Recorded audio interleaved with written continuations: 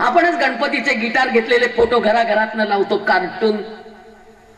मी त्या कार्टून फिल्मला पण माझा विरोध आहे आता पूर्ण. नाही माझा देव नाचताना बघणार मी यापुढे. नाही माझ्या धर्मश्रद्धांना कुणी धक्का लावणार यापुढे.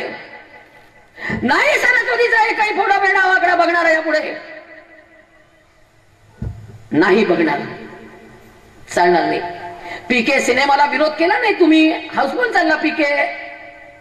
तिथे माझ्या शंकरावर महादेवांच्या पिंडीवर दूध व्हायचं का नाही याच्यावर टीका करणारे बाकी सगळे कोण? आपल्यातलेच लोक आपल्याला त्रास देतात. आणि धर्म मानायचा नाही, देव मानायचा नाही, आपणच आपले शत्रू जास्त. माझ्या शिवबाला सुद्धा तेच भोगावं लागलं. काय करायचं?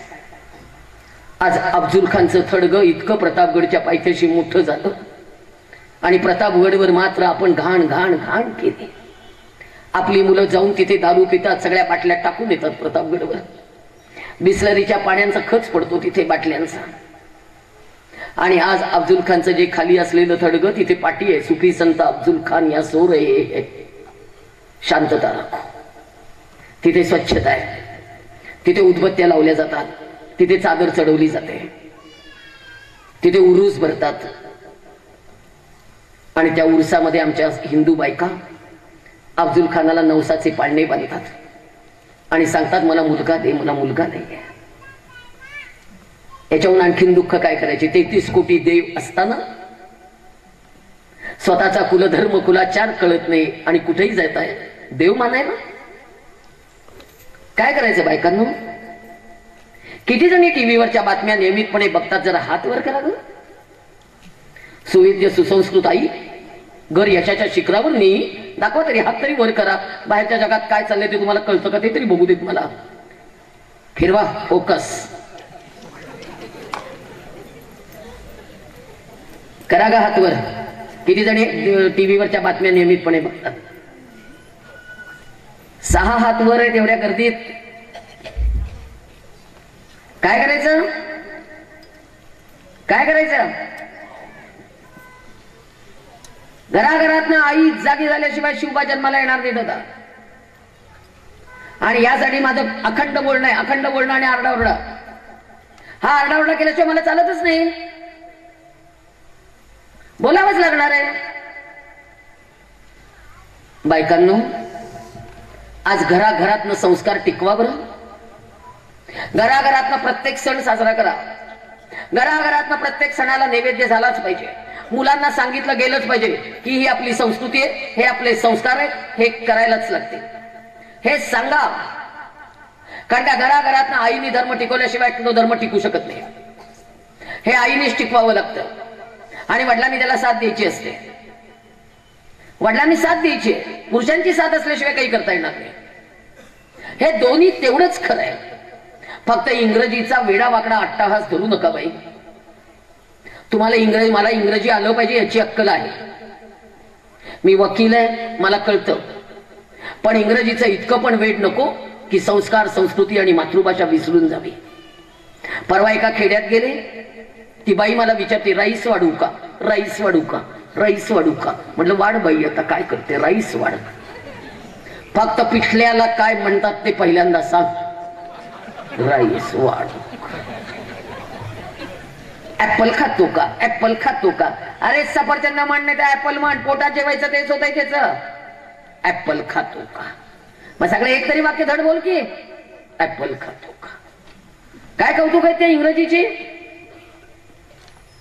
सगळे पाश्चात्यांचे संस्कार घेऊन फिरतोय आम्ही. जग बदलत चाललंय, जग बदलत चाललंय, म्हणून स्वत्व सोडायचंय. हे सत्वाला अजिबात धक्का लागता कामा नये यापुढे. हेच चालत नाही. इतकी संकट समोरनं येत आहे तरी आम्ही गप्प.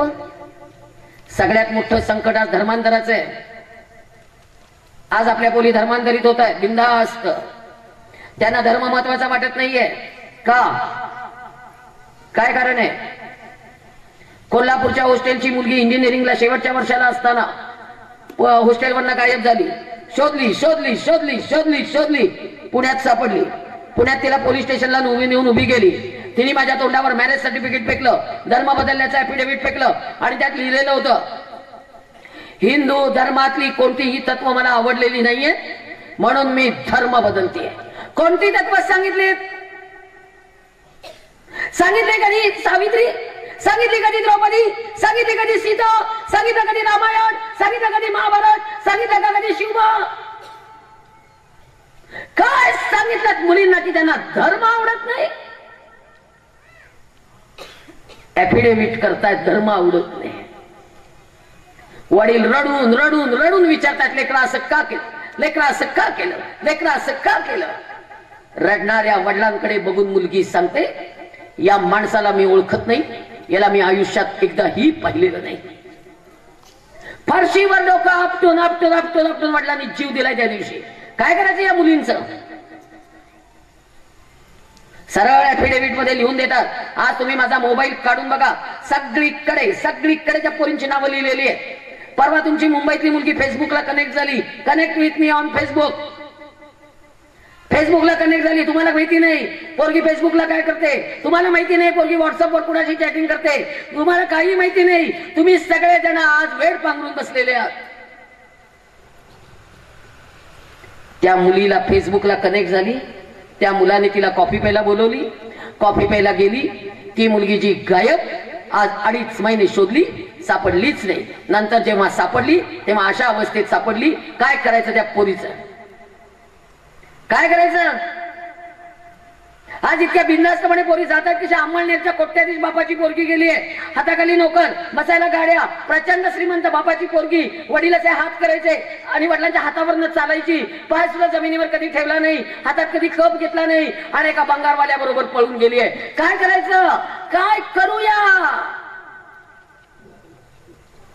ज्याची बेडरूम आजपर्यंत ज्या मुलीची स्वतंत्र होती, आज ती त्या मुलाबरोबर झोपडपट्टीत राहतीये. 10 बाय 10च्या सुद्धा खोलीपेक्षा कमी मोठी खोली आणि तिथं झोपडपट्टीत संडासला तांब्या घेऊन बाहेर जाते. एका कोट्याधीश बाबाची पोरगी बदलली कशी?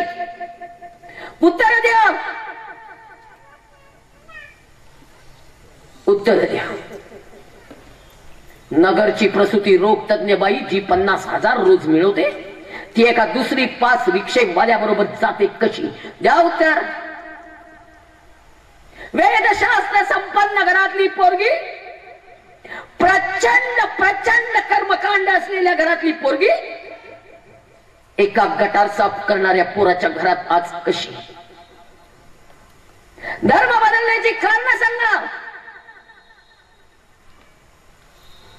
एक एक पोरगी वाचवता वाचवता वाचवता वाचवता छाती फुटली बाबा.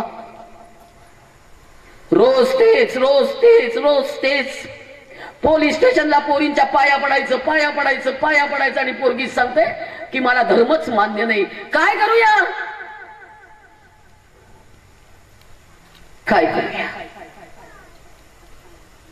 एक येशूची प्रार्थना ऐकली आणि मुलगी सांगते मला येशूच आवडायला लागला, घरात पूजा चालू आहे. आई बोलत नाही, घरातलं कुणी बोलत नाही.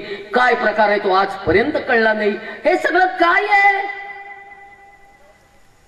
आणि याचं कारण तुम्ही घरातनं धर्म शिक्षण दिलेलं नाही, तुम्ही घरातनं धर्म सांगितलेलं नाही, तुम्ही घरातनं धर्म शिक्षण का दिलं नाही? का नाही बाळ जन्माला आल्यावर त्याला सांगितलं की तू हिंदू म्हणून जन्माला आलास? तू का नाही सांगितलंस? का नाही सांगितलं की आपण हिंदू आहोत? आज रेट लागलेत आमच्या मुलींचे, रेट. जैन, गुजराती, मारवाडी, माहेश्वरी पोरगी 4.5 लाख रुपये रेट आहे. ब्राह्मण मुलगी 5, शीख मुलगी 6, मराठा मुलगी 4.25, माळी समाज 4, लिंगायत समाज 3.5, इतर ओबीसी 3, 2, 1 या रेटनी माझ्या मुली विकल्या जात आहेत. तुम्हाला भीती नाही वाटत? कशी भीती वाटत नाही तुम्हाला? आज एक एक पोरगी चाललेली आहे. कसा दिसतोय जीव? इतकं समजवते बाई पोरींना, पण पोरी काही ऐकत नाहीत बाबा. पोरी अजिबात ऐकत नाहीत. आणि तुमच्या कोकण भागामध्ये इकडच्या सगळा चिपळूण तिकडचा परिसर, तिथं मुलं धर्मांतरित होत आहेत. म्हणजे इकडे वाचवायला जायचं पोरी आणि सगळा तिकडचा भाग सगळी मुलं धर्मांतरित होत आहेत. कारण सांगा. आज धर्मासाठी अमर झालेल्या शंभू बाळाच्या आठवणीने जीव कासावीस, आणि इकडे आम्हाला कुणाला या भगव्या ध्वजाचं महत्वच कळत नाही. आणि हे सांगणारी आई, हे सांगणारे वडील, हे सगळं मला आज घरात हवंय म्हणून मी एवढी फिरतेय बाई. माघ वद्य अमावस्येला शंभूराजांना अटक झाली. फाल्गुन वद्य अमावस्या राजांचा आज मृत्यू आहे. 1 महिनाभर राजाने अतोनात छळ सोसला बाई, अतोनात छळ. राजे धर्म बदला, राजे धर्म बदला. नाही, मी धर्म बदलणार नाही. माझ्या राजाचे हात धडा वेगळे केले, माझ्या राजाचे पाय काढून टाकले, माझ्या राजाच्या डोळ्यात तप्त सळया घुसवून माझ्या बाळाची दिव्य दृष्टी काढून घेतली या नराधमांनी. माझा बाळ ओरडत होता, मी धर्म बदलणार नाही.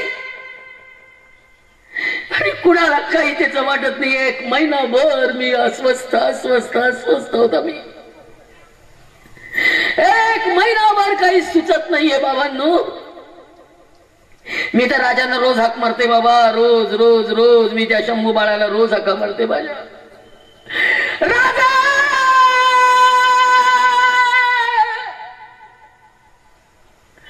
राजा धर्मासाठी अमर झाला. या पोरींना धर्माची चाड का. राजा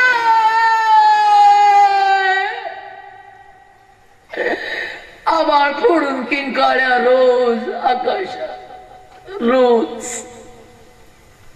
तरी आमच्यातले जातीभेद मिटत नाही.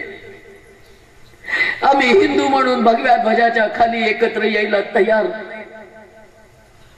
आज आमचा धर्म धोक्यात असताना आम्ही एकत्र येऊन लढायला तयारच नाही. आम्ही फक्त आमचा धर्म कट्टर सांगितलं की आमचेच लोक आम्हाला म्हणतात असं चालत नाही, असं चालत नाही. द्या उत्तर. काय करूया. प्रचंड अस्वस्थपणा येत जातो बाबांनो. हे टिकवा. हे सगळं टिकलं पाहिजे. आता यासाठी उद्यापासून एक काम करा ग. आपली मुलगी धर्मातनं बाहेर जाऊ नये. उद्यापासून ही मुलगी जेव्हा झोपेतनं उठेल, तिची आंघोळ होईल. करंगळीच्या शेजारच्या बोटाने, दुर्गा तत्व असलेल्या बोटाने मुलीच्या कपाळावर, आज्ञा केंद्रावर कुंकू लावायचं.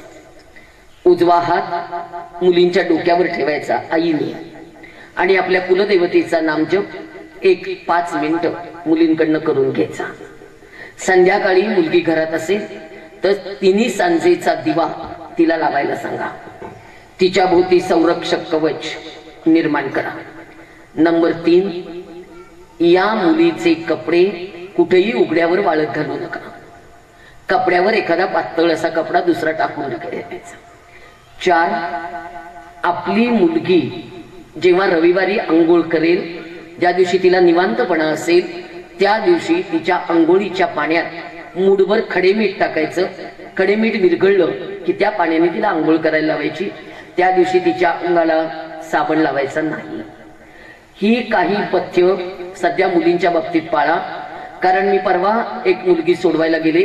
तिच्या इथे ताईत होता, इथे ताईत होता, इथे ताईत होता, इथे ताईत होता, एक गुडघ्याला ताईत होता आणि खाली पैंजणात ताईत होता. एकूण त्या मुलीच्या अंगावरचे 17 ताईत मी तोडलेत. तुम्ही अंधश्रद्धा म्हणून याच्याकडे बघू नका. 17 ताईत तोडेपर्यंत ही मुलगी मला घाणेरड्या शिव्या देत होती. ती मला मारत होती. ताईत सगळे तोडून घेतले आणि नंतर त्या मुलीच्या डोक्यावर पाणी मारलं आणि त्या मुलीवरनं एक नारळ असा श्रीफल असं उतरवून टाकलं. त्यानंतर मुलगी अर्ध्या तासांनी शांत झाली. आज ती मुलगी व्यवस्थित आहे. पण तुमचे जे फ्रेंडशिप डेचे बँड आहेत त्या बँड मध्ये ताईत नाहीत ना, हे लक्ष देऊन बघा. ताईत जर चुकून जरी असेल तरी तो ताईत कसलाय, काय आहे, कुणी बांधला, काय दिला, चौकशी करा. आणि मुलींना बाहेर सँडविच हा प्रकार खायला द्यायचा नाही. बाहेरचं सँडविच आपल्या मुलींनी खायचं नाही. कारण का आता सध्या पुण्यात आणि नगर नाशिकमध्ये काही सँडविच विक्री करणाऱ्या गाड्या आहेत. या गाड्यांवरचं सँडविच मुलींच्या खाण्यात जर आलं तर मुलींचा मेंदू 8 दिवस काम करत नाही. ते सँडविच कसलंय काय आहे हे मी तुम्हाला जाहीरपणे सांगू शकत नाही. मुलींच्या खाण्याच्या बाबतीत कुणी दिलंय काय दिलंय, मुलींनो अनोळखी माणसाकडनं घेऊन सँडविच खायचं नाही. तुम्ही इथून माणगावला कॉलेजला जाणाऱ्या मुली आहात, कॉलेजला तुम्ही शक्यतो बसनी प्रवास करा. खाजगी ज्या टमटम आहेत त्यांनी प्रवास करायचा नाही. जिथे सुरक्षित आहे अशाच गाड्यातनं प्रवास करा. हे पण मी जाहीरपणे सांगूच नाही शकत नाही. तुमच्या वडिलांना आणि आईला त्याचं कारण विचारा. आणि कुठल्याही मोबाईल शॉपीला स्वतःचा मोबाईल आणि त्याचा नंबर द्यायचा नाही. वडिलांना नाहीतर भावाला त्याचा बॅलन्स घालायला सांगायचा.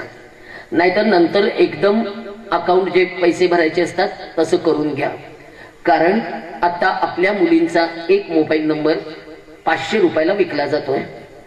एका मोबाईल शॉपीमधनं 1000 नंबर मुलींचे आपल्या मुलींचे विकले गेले आणि त्या 1000तल्या निम्म्याहून जास्त मुली आता ट्रॅप झाल्यात. त्यामुळे या सगळ्याकडे आज लक्ष द्या. मला काही गोष्टी उघडपणे सांगता येत नाही, यासाठी शिवशंभू मित्रमंडळाने निजामपूरमध्ये एक हिंदू युवती मेळावा घ्या.